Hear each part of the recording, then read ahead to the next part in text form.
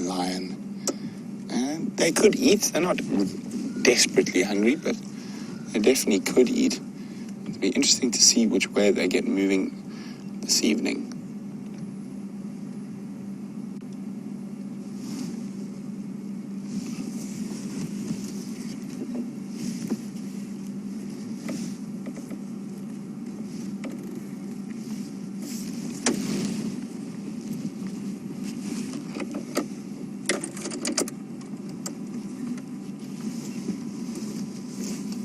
He might just be going to find a spot for his evening ablutions. Or he might meander down to Sydney's waterhole for a drink.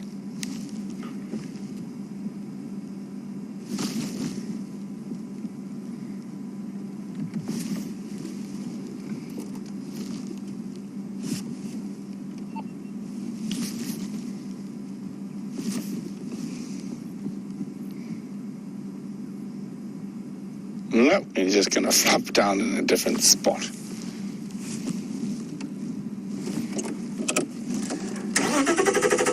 Well, let's go see what the other boy's up to. There's one lying right in the middle of the road.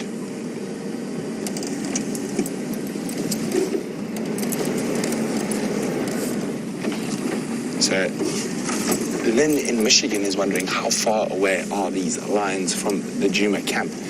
Then they're probably about 1.5 kilometers, 2 kilometers as the crow flies. So there is a possibility they might go that way this evening. But they are right in this little top corner of Juma at the moment.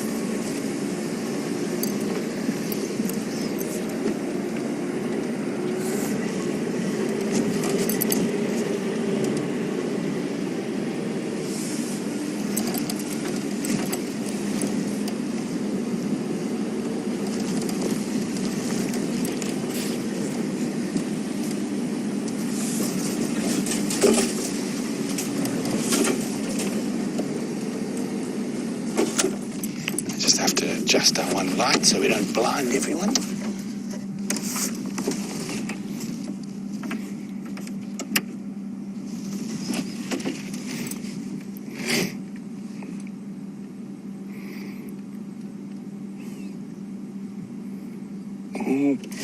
So we're looking for the precursors to movement, the starting of yawning, stretching, defecating. There's a nice yawn.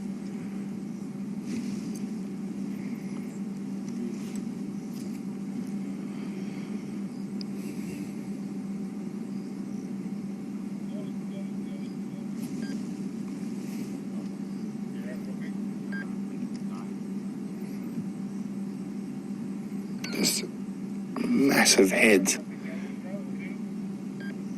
Oh, itchy nose. He's giving his paws a bit of a lick and a clean.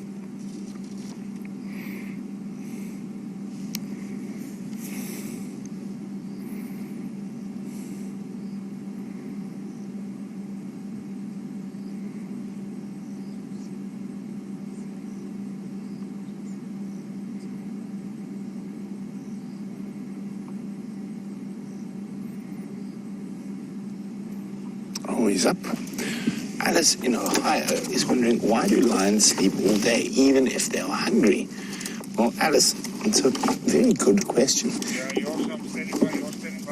They are not very good at dealing with heat. So the reason they keep still for most of the day is because when it's hot, they're not able to move around too much. And lions, if their core body temperature raises by just a few degrees Celsius, it can kill them. So they need to manage that. They're unable to sweat like we are, so they do that. Oh, next boy is up. There we go, there's a little back stretch as well. Oh, nice stretch. Now, these are the good precursors to the lions getting on the move. But quite often with males, it takes them a little while. So you might just walk over and flop down somewhere else for a bit.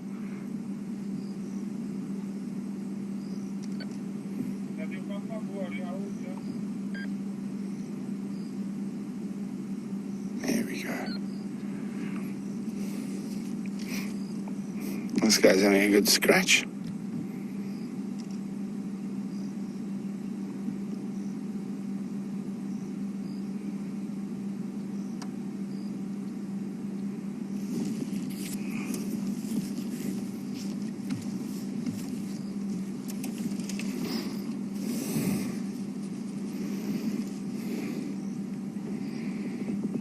So Judy's wondering, when the Birmingham boys meet a female on heat, how do they decide who is going to breed with her?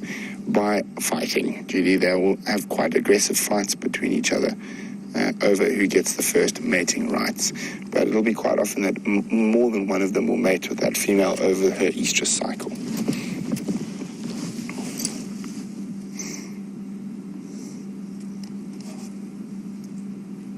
No, don't go that way. You just stood on a thorn and you're trying to get it out. There we go, thorn's out.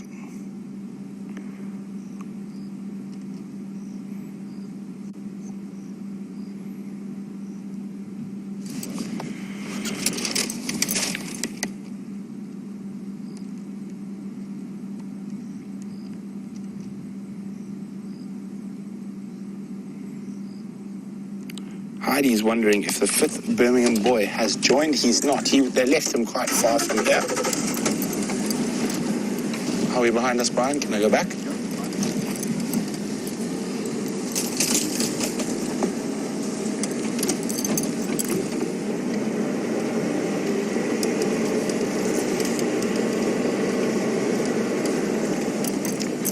Debbie in Vancouver says what we need right now is a buffalo. Then we would see them really move. That is very true, Debbie. We would see them in full flight.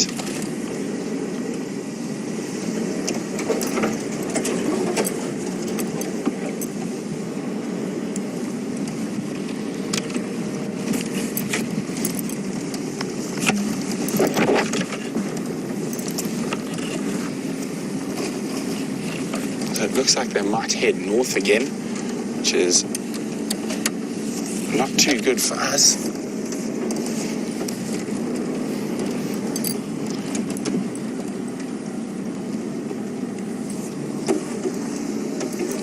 Now, if they do decide to roar, we're in the right spot. We'll get the full brunt of two of them at least.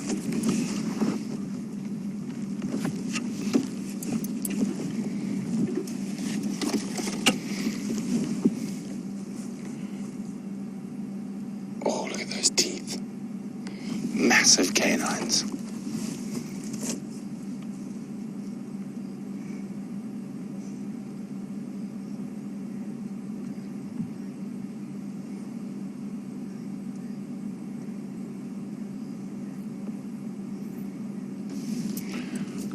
Rais is wondering why evolution hasn't changed a lion's fur to be so thinner, because they get hot so easily.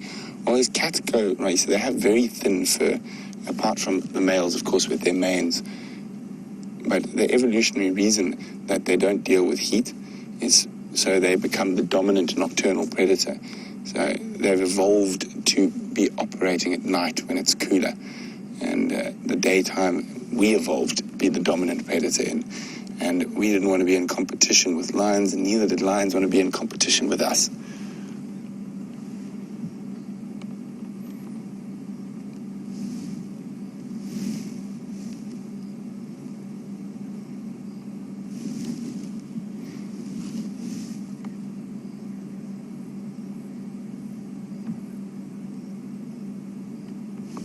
I hear an impala snort in the distance, and I don't think it's from these guys. It could be rutting. I'm just going to keep quiet for a second and listen.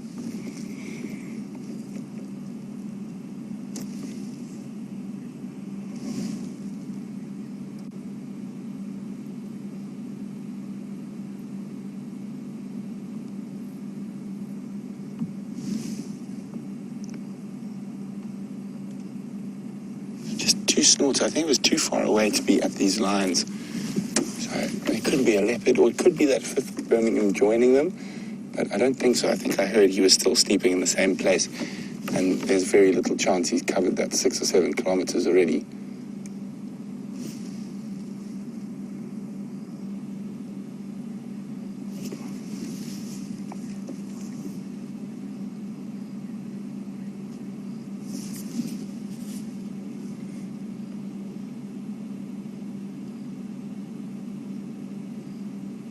Come on, guys, give us a roar.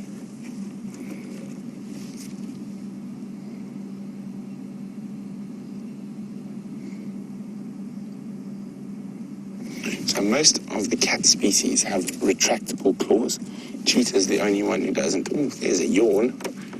Not a roar, though. And Zoe's wondering how long a lion's claws are. Trying to think, probably about 2 inches long, Zoe. And very, very sharp.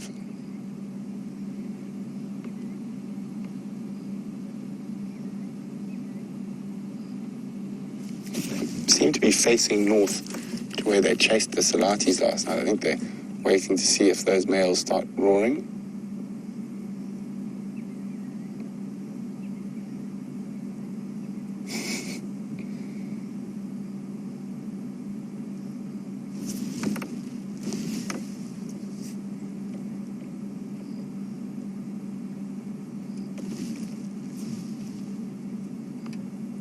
And Impala's gone quiet now.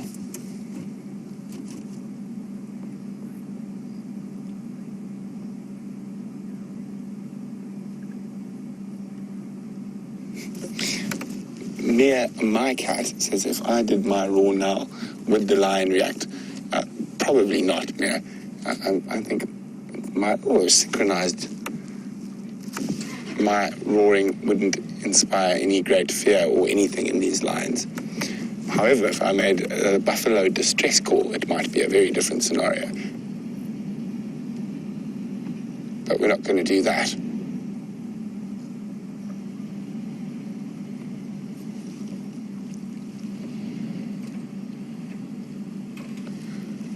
Ruby Joseph is wondering how long a lion's canines are. I'm not good with inches and stuff, but in centimeters, I'd probably say they're close on 10.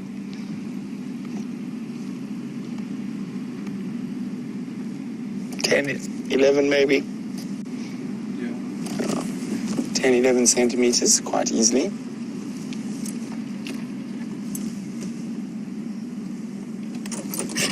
Oh, bless you.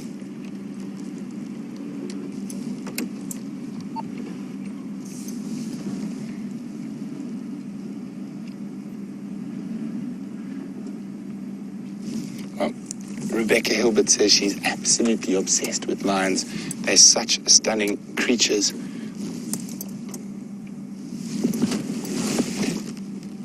Andrew, you can come next to me if you'd like.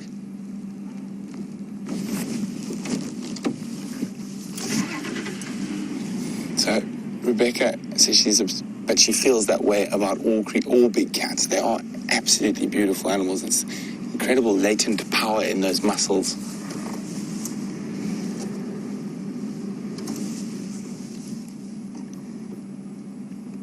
Now, when they start grooming like this, it's a good precursor to movement. The fact that they've got up, walked around a little bit, laid down again, walked a little bit. It's very typical lion behavior. Now the question is, are they going to roar or are they going to move before the end of the safari?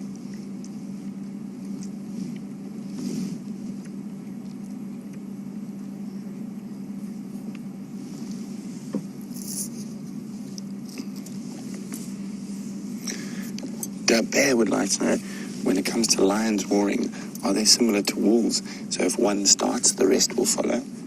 And yes, that's very, very similar. They do that often. Oh, not just yet, though.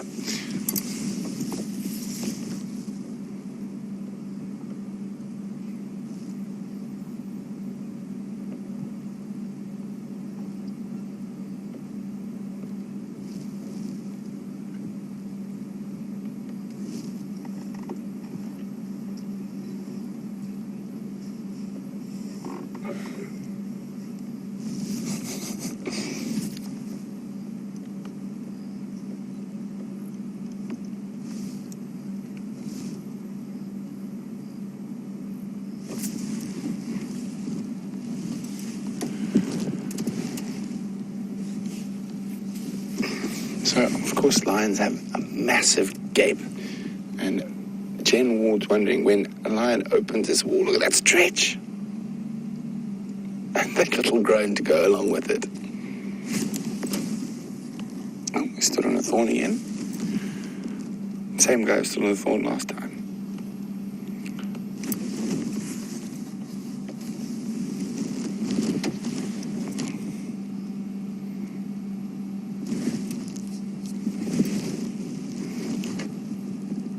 So Jen was wondering, oh bless you, how big his gape is when he opens his mouth wide. I'm trying to guess, it's probably close on half a meter. I had to hesitate to guess. Never really measured a male lion's open mouth closely before. I think it'd be quite detrimental to my health.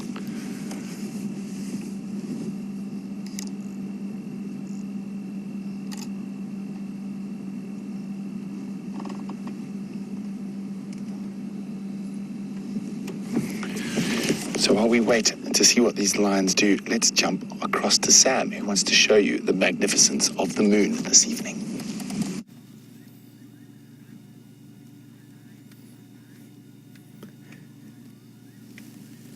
Take a look at this huge moon in the bush. It is full moon tonight. Wow. Can you see significantly now that rabbit that's in the moon? You can see the 2 ears and the whole body that is there. That is what my dad used to say to me when I was a kid. Sam, can you see the rabbit in the moon? So yes, Father, I could see it.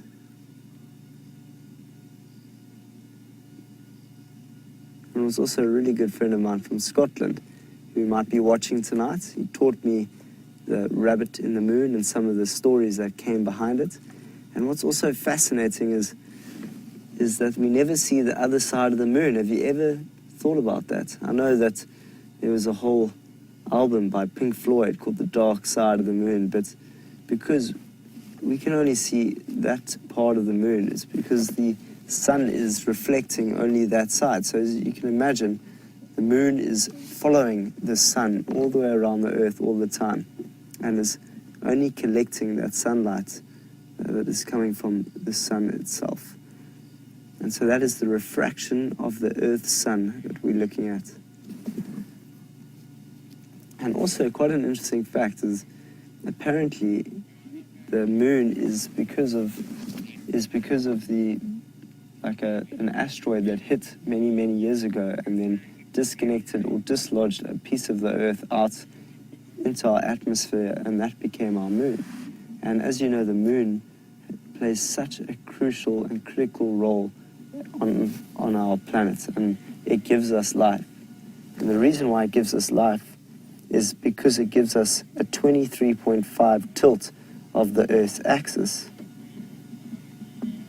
And if we didn't have that tilt, we wouldn't be able to, well, the Earth would be rapidly changing all the time. So that gravitational pull for the moon gives us that slight axis, that slight tilt that manages to give us life on Earth. So often we're looking at the sun and we are praising the sun for all the good things that it gives us here down on Earth. But rarely do we think about the moon's influence. How spectacular.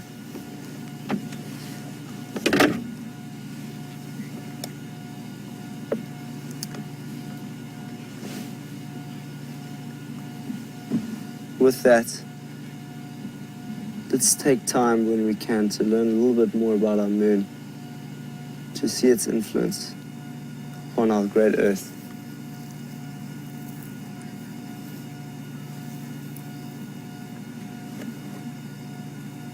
But did you know that if you were to hit a baseball bat, because you guys in America play baseball, I've never played baseball, but if you hit that ball, it would go 6 times further if you were standing on the surface of the moon. How cool is that? So if you were standing on the moon now and you were playing baseball, your ball would be hit 6 times further than what it would be now.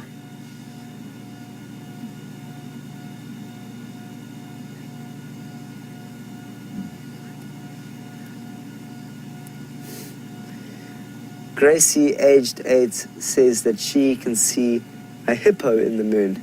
Gracie, that's so cool that you can see a hippo. It's like, that's one of my funnest, the greatest things to do when I was a kid. When I was a young boy, I used to sit outside underneath the clouds and I would try and talk about all the different shapes that I used to see in the sky. So Gracie's 8 years old and she's a very, very, very good viewer here for Wild Earth. She's here almost every single day. So you see a hippo in the moon. What else do you guys see in the moon?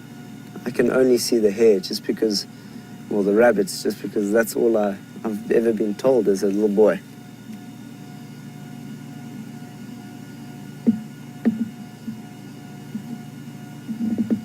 Wow, so the moon, as we know, plays that significant role on the savannah. And tonight is going to be extra bright. And so everything out here is going to be very cautious of its environment. Because everything is going to be open. Everything is going to be able to be seen. So the whole consciousness of the bush is changing tonight.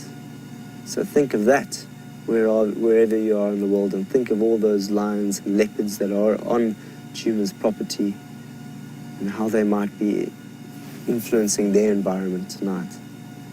And with that, let's go and see how Brent is doing with the lions.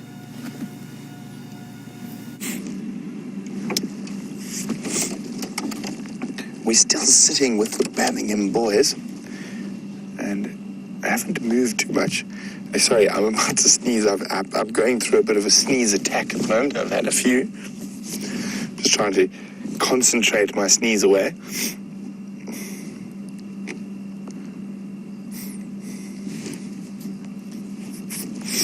Okay, I think I've defeated the sneeze.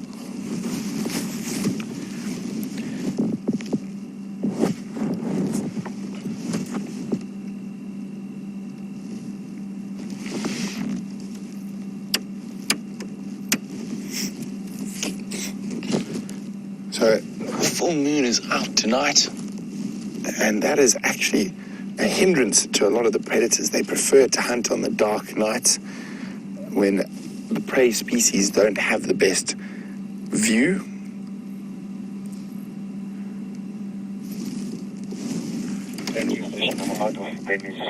We should start seeing the moon arise. We can just see the light, sorry, Brian, coming up on the horizon. So the moon is just behind the trees for us still. I don't know if you can pick it up on the camera. No, I don't think so. Little bit, tiny bit, the light starting to shine through.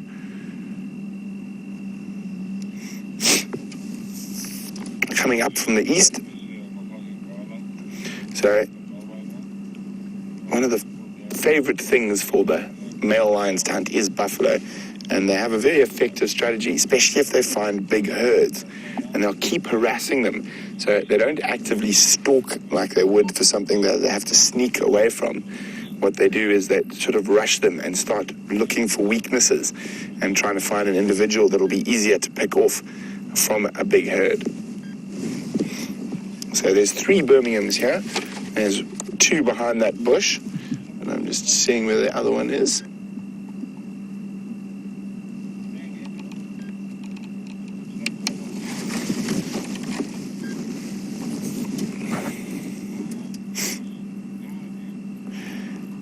So Jilly is saying she's seeing big cats discard the stomach contents from a kill, and wondering if there's anything else that'll eat that. Vultures, for example. Well, Jilly, no, the stomach content is grass, so it's undigested grass, and the predator's digestive system is not designed to handle that type of stuff. So dung beetles will often eat it, and they'll go make dung balls from it, and then various different insects, birds sometimes will also eat the stomach contents. But other than that, none of the major predators or predatory birds are going to eat the stomach contents. Now, you often have to be very patient with male lions, or lions in general, to catch them doing the good stuff.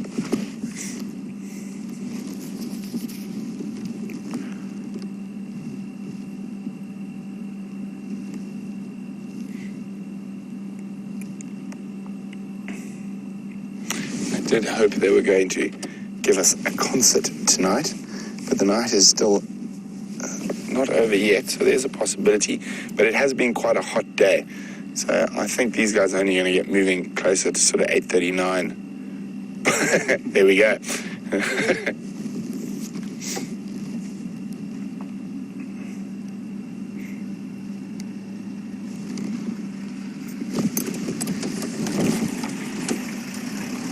How's it, John? Very well, thank you. Did you get yours update? Yeah, in Kahuma's. Yeah. Where's the rest of the boys now? There's two behind this bush and one still over that side. So,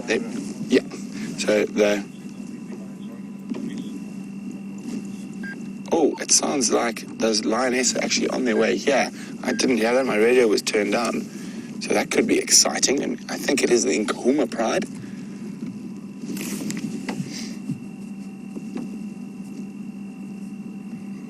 They're still quite far away, but they are on their way towards this direction.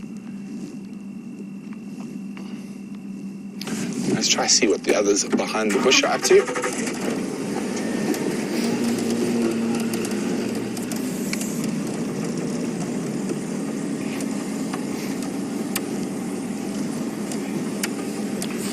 Let's just take the long way around so we don't drive over that one's tail.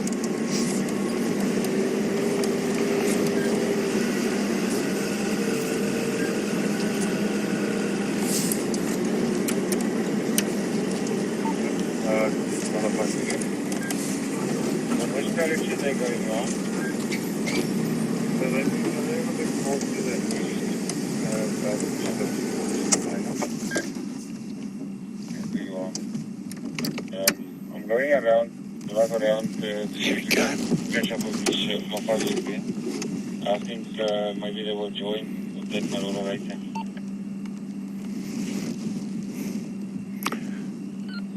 Lazy kitty cats.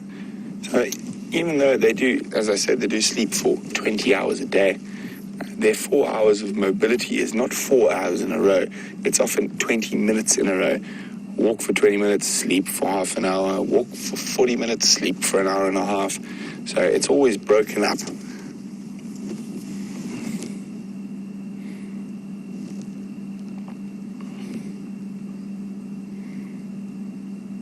And they're showing sign of zero movement at the moment.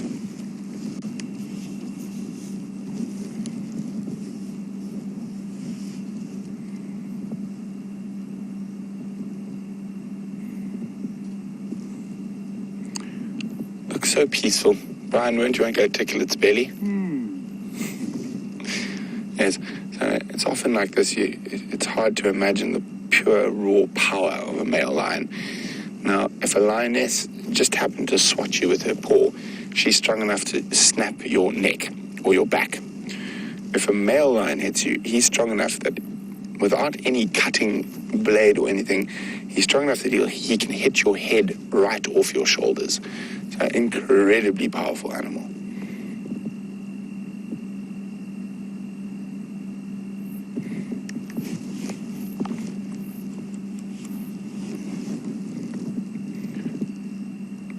While we wait with anticipation for these Birminghams to do something, let's jump across to Sam to say goodnight.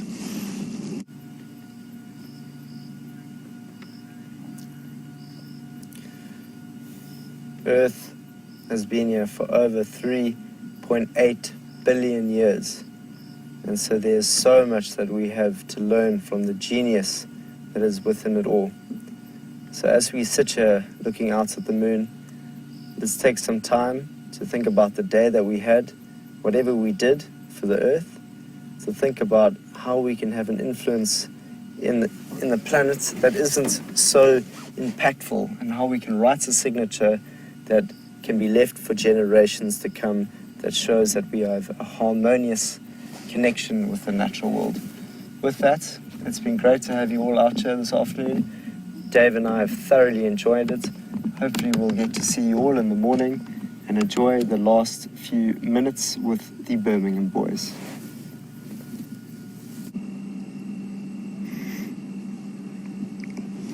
So we're still sitting here, and unfortunately, Not even the flicker of an eyelid yet.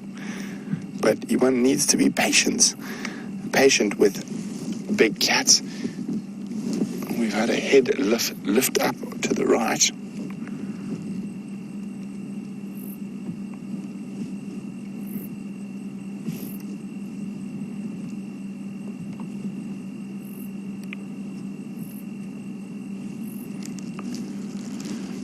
Come on, give us a roar. I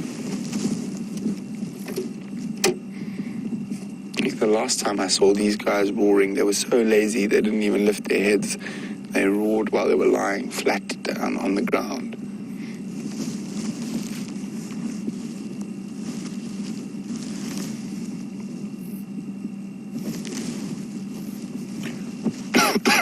So, excuse me.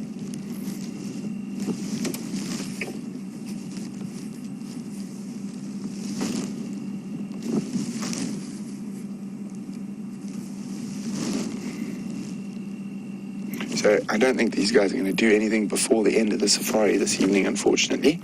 But we will wait it out to the very last second in case they do.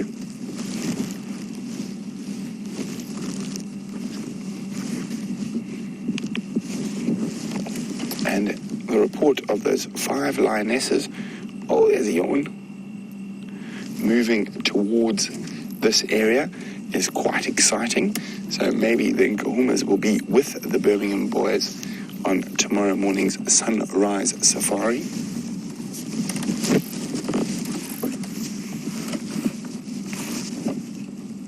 Okay, so just getting the light in the right place. And it's going to be Sam and James escorting you through the bush in the early dawn. I'll be out there wandering around, tracking, hopefully helping them to find some animals.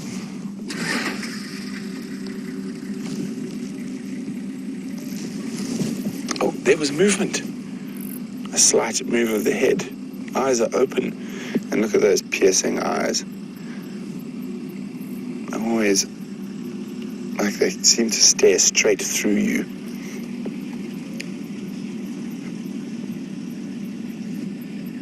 He smelled something, just sitting up and sniffing. Unfortunately, here comes a nice big yawn. Fortunately, I don't think we're going to get too much more action out of them than that.